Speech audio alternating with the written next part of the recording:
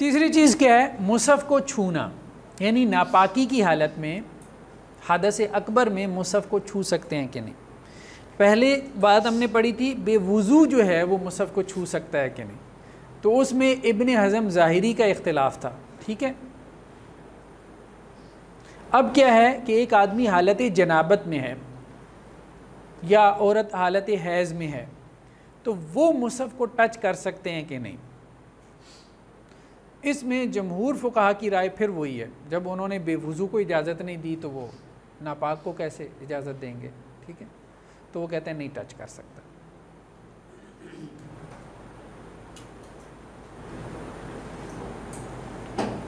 लेकिन इब्न हज़म ज़ाहिरी कहते हैं कि टच कर सकता है।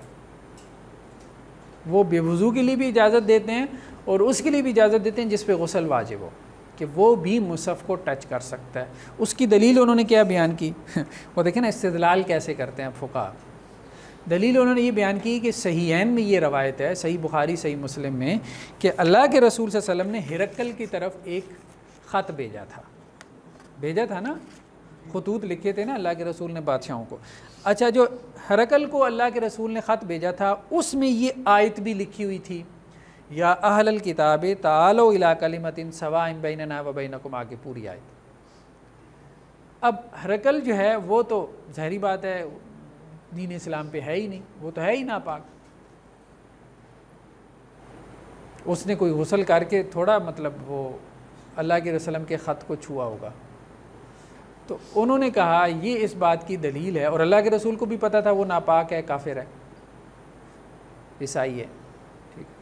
तो फिर अल्लाह के रसूल ने इसकी तरफ ख़त भेजा और ये जानते बूझती हुई उसमें आयत भी लिख के भेजी, तो उन्होंने इससे दलील लेकिन जमहूर फ़ुक़हा कहते हैं ये आपकी दलील बनती नहीं है, इसलिए कि वो मुसफ़ नहीं था, हाँ उसमें आयात थी। तो चले हम आपकी इतनी बात मान लेते हैं कि जिस किताब में आयात हों उसको टच किया जा सकता है, लेकिन मुसफ़ को टच नहीं किया जा सकता।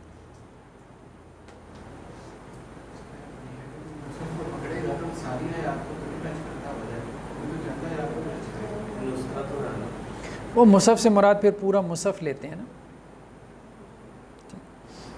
उसमें वो वाली देखें ना, पीछे दलील क्या है, वही कि कुरान मजीद को कौन छुए, जो ताहिर हो, ला यमस्सल कुरान इल्ला ताहिर।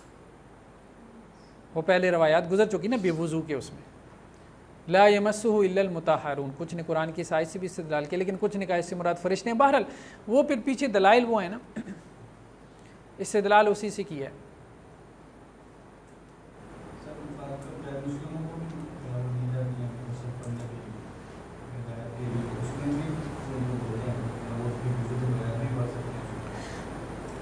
नॉन मुस्लिम्स को ना कुरान मजीद प्लस ट्रांसलेशन देने में कोई हरज नहीं है, कोई हरज नहीं, दे सकते हैं दावत के पॉइंट ऑफ व्यू से।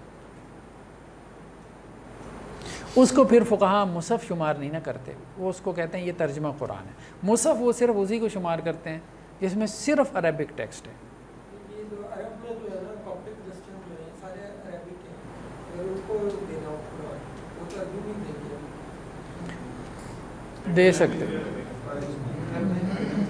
दे सकते हैं उसको आप ज़्यादा से ज़्यादा। अगर फ़ुक़हा के फ़तवे से बचना चाहते हैं तो उसको वो कुरान दे दें जिसमें साथ में हवाशियों फुट नोट्स हों। मतलब अरबी के अल्फाज भी तो मुश्किल होते हैं ना, वो भले उसकी ज़ुबान अपनी अरबी है, लेकिन आपका क्या ख़्याल है, क्या वो हमारी ज़ुबान अगर उर्दू है, लेकिन क्या उर्दू की सारी किताबें हमें समझ आ जाती हैं? अगर हम कोई अच्छा अदीब जो है उसको पढ़ना शुरू कर दें तो हमें तो बहुत सारे अल्फाज समझ ही नहीं आते। तो यही मामला है, कुरान अब ज़ाहिरी बात है जिस अरबी में है वो अरबी मुबीन है, ठीक है।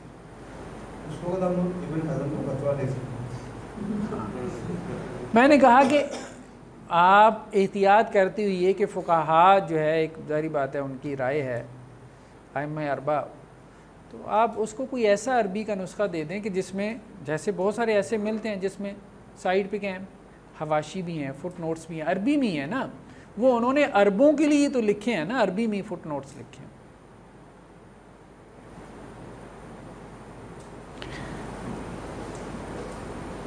देखें ना, उर्दू में फ़िरोज़ुल लुगात है, वो फ़िरोज़ुल लुगात किसके लिए लिखी गई है?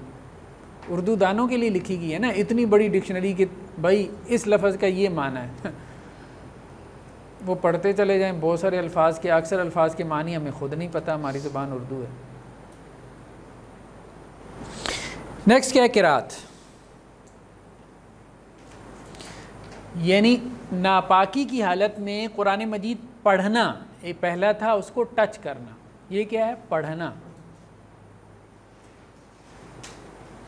तो जमहूर फुक़हा यानी अइम्मा अरबा वो ये कहते हैं कि पढ़ भी नहीं सकते, ज़ुबानी भी नहीं पढ़ सकते,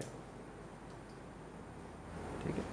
उसमें जो रवायत है वो क्या है, वो हज़रत अली रज़ी अल्लाह अन्हु से है, ये सुनन तिरमिज़ी की रवायत है कि अल्लाह के रसूल सल्लल्लाहु अलैहि वसल्लम को कुरान से कोई चीज़ नहीं रोकती थी सिवाय जनाबत के। तो इससे उन्होंने इस्तिदलाल की, यानी नापाकी की हालत की। जी हाँ, वो उसको भी कुरान में लेते हैं, लेकिन अभी पूरा हम कर लें फिर उसके बाद सवाल करें। इमाम बुखारी, इमाम तबरी जो तफसीर के एक तरह से इमाम हैं, और इसी तरह इब्न हज़म, कुछ और उलमा भी हैं, उनकी राय ये है कि नापाकी की हालत में कुरान पढ़ सकता है। इब्न हज़म तो कहते हैं टच कर सकता है, तो पढ़ क्यों नहीं सकता, वो कहते हैं पढ़ भी सकता है। इमाम बुखारी भी कहते हैं पढ़ सकता है। अच्छा, इमाम बुखारी की दलील क्या है, वो कहते हैं ये जितनी रिवायात हैं ना रोकने वाली, ये सारी ज़ईफ़ हैं। फिर हमने कहा कि वो पीछे इख्तलाफ ये हो जाता है। इमाम बुखारी ख़ुद बड़े ज़ाहिर बात है मुहद्दिस हैं, अब वो एक अथॉरिटी हैं, अब वो ना माने ठीक है उन हदीसों को। वो कहते हैं जब सारी रिवायात ज़ईफ़ हैं तो आपकी तो दलील ही ज़ईफ़ है, तो हम नहीं मानते। अच्छा, फिर आपने इस्तिदलाल कहाँ से किया, फिर उन्होंने इस्तिदलाल भी कर लिया। एक रवायत आती है हज़रत आयशा रज़ियल्लाहु अन्हा से कि अल्लाह के रसूल सल्लल्लाहु अलैहि वसल्लम हर हाल में अल्लाह का ज़िक्र करते थे, तो उन्होंने ज़िक्र के लफ्ज़ से इस्तिदलाल कर लिया कि कुरान ने कुरान को भी ज़िक्र कहा है। कुरान में कुरान के लिए ज़िक्र का लफ्ज़ इस्तेमाल हुआ है ना, इन्ना अंज़लना इलैका ज़िक्रा, हाँ, इन्ना नहनु नज़्ज़लना ज़िक्रा। तो वो कहते हैं सबसे बड़ा ज़िक्र तो कुरान है। तो अल्लाह के रसूल के बारे में आता है कि अल्लाह के रसूल हर हालत में ज़िक्र कर लिया करते थे, हर हालत में, जिस हालत में भी होते थे। वहाँ से इस्तिदलाल कर लिया इमाम बुखारी ने। तो जो रवायात थी दूसरी फ़रीक़ मुखालिफ की, उनके बारे में कहा कि उनमें ज़ौफ़ है, कमज़ोरी है, ठीक। तो जमहूर के नज़दीक जो है बहरहाल एहतियाती मौक़िफ़ यही है कि नहीं पढ़ना चाहिए। यानी मेरी राय ये बनी है कि नापाकी दो किस्म की है, एक वो जो कि हालत जनाबत वाली है, उसमें नहीं पढ़ना चाहिए, ठीक है। एक नापाकी वो है जो मेंसेस वाली है, उसमें पढ़ सकते हैं, उसकी कोई कवी दलील नहीं है, उसकी कोई कवी दलील नहीं है कि उसमें रोका जाए। उसमें आम तौर पे फतवा यही है, जैसे स्टैंडिंग कमेटी का भी फतवा यही है, दायमी कमेटी जो सऊदी अरब की है, कि हालत हैज़ में औरत जो है वो कुरान पढ़ सकती है, क्योंकि अगर आप उसको रोकेंगे कुरान पढ़ने से, नमाज तो पहले नहीं पढ़ रही, रोज़ा भी नहीं रख रही, दीन से बहुत दूर हो जाएगी, और वैसी भी ईमानी हालत जिस्मानी हालत कमज़ोर होती है इंसान की, तो ईमानी हालत भी कमज़ोर हो जाती है। तो कुरान पढ़ने से नहीं रोकना चाहिए।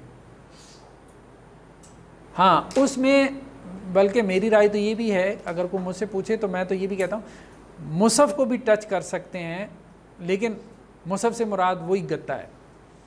ये तकल्लुफ़ करने की ज़रूरत नहीं, दस्ताने पहन लें, फ़लाँ टिमकान, ये सारा तकल्लुफ़ है, इसका कोई ताल्लुक़ रिवायात से नहीं है। मुसहफ़ से मुराद अल्फाज़ कुरानी है, तक़द्दुस सिर्फ़ अल्फाज़ कुरानी का है।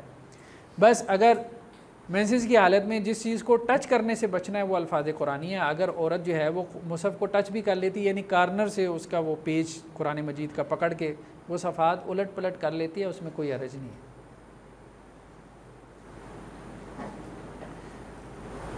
अल्लाह के रसूल सल्लल्लाहु अलैहि वसल्लम ने एक दफ़ा हज़रत आयशा रज़ियल्लाहु अन्हा को कहा था, वो आगे रवायत शायद आ भी जाए, तेरे हाथ में जनाबत नहीं है, ठीक है ना। अल्लाह के रसूल ने उनको कहा था ना मुझे ये चीज़ पकड़ा दो, क्योंकि मस्जिद के साथ ही हुजरा होता था ना, तो अब ज़ाहिरी बात है कि वो पकड़ानी है तो वो हुजरे से हाथ जो है वो मस्जिद में आ जाएगा, और हालत हैज़ में मस्जिद में आने से जो है वो मना किया गया। तो उन्होंने, हज़रत आयशा ने यही कहा मैं तो नापाकी की हालत में हूँ। तो अल्लाह के रसूल ने कहा तेरे हाथ में जनाबत नहीं, वो नापाकी नहीं। तो कहने का मकसद ये है कि अल्लाह के रसूल सल्लल्लाहु अलैहि वसल्लम ने छोटी छोटी बातों पे सख्ती नहीं की जितनी हमारे यहाँ सख्ती पैदा हो गई है। बहरहाल हज़रत अब्दुल्ला इब्ने अब्बास का भी ये फ़तवा है कि हालत जनाबत में या नापाकी की हालत में कुरान पढ़ सकता है, लेकिन मैंने कहा कि उसमें बेहतर राय यही है कि ये तकसीम कर लिया जाए, क्योंकि रिवायात जो मिलती हैं ना वो मिलती हैं जनाबत के हवाले से।